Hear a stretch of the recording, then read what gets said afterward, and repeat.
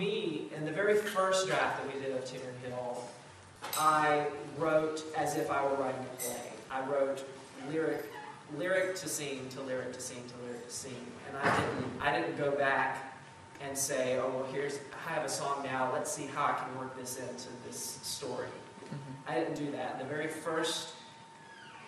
first working draft, I mean, the one that we did for our thesis project, which we almost totally threw out,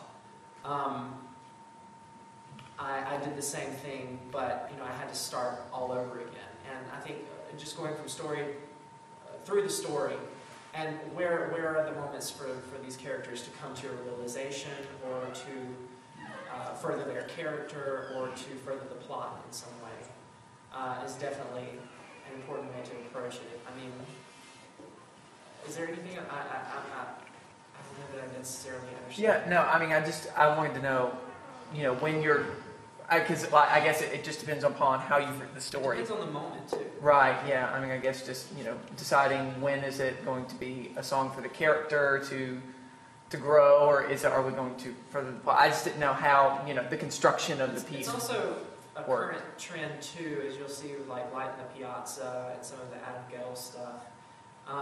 He will take a theme or an idea, and how every song moment has to relate back to that theme in some way.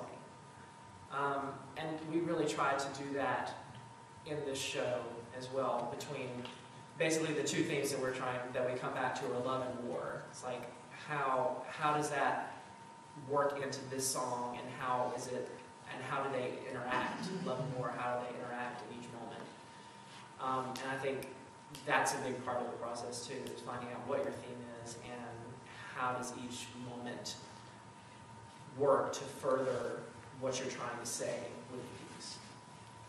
Does that help? Mm-hmm. And I think, it just comes back, I'm really kind of old-fashioned in my idea about this. It's about heightened emotion.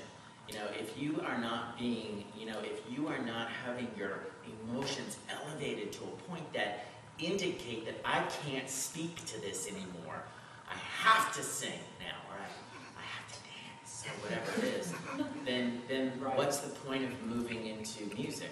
And that's where we would find it in the process if we were going into a song and it feels like la la, or you can't, as a director, identify when the underscoring should begin or the introduction should begin. For me, then that's a red flag. Because I ought to find in the text that moment where one is looking at the other and it's like, oh, there's the breath of inspiration where the introduction has got to start, even if we have to extend it a little bit longer before the lyric comes in.